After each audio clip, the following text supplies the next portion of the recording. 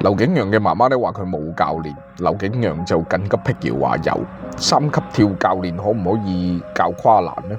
我呢個荔灣區110米欄小學紀錄保持者咧，可以出嚟多少釋下疑。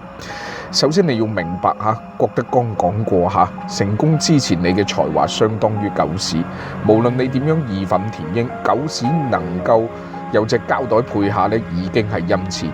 一般情況底下係俾環衛工人嘅掃把，或者係俾灑水車衝到邊算邊嘅。我想講咧，都冇安排鉛球教練俾佢，你唔可以講話完全唔合理。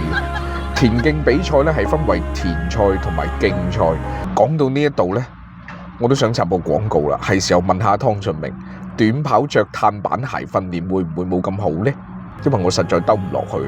喺我嘅認知裏邊，跨欄係屬於競賽類，3級跳運動雖然話要同時具備競賽同田賽嘅能力，但係嚴格意義上嚟講，佢係屬於田賽。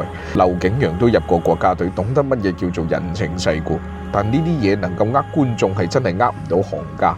好明顯，隊入邊俾到佢嘅訓練資源係明顯不足嘅，但叻就叻在咁都可以奪冠，所以才華喺成功之前的確係狗屎。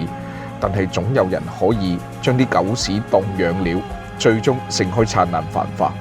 呢句唔係今日嘅結尾啊！我真正想講嘅係，我哋唔需要大驚小怪。有時間你哋去回顧下當年競走嘅黃麗萍嘅古仔，衝線之後唔好話想揾面旗嚟披下，揾條毛巾抹汗都冇啊！啲教練組去晒飲下午茶，都唔知道係唔係上完領獎台啊，佢又要自己競走翻去奧運村。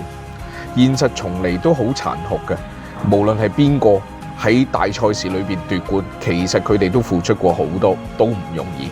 但往往好似劉景陽呢一種，含金量比金牌仲要高。點讚你正能量。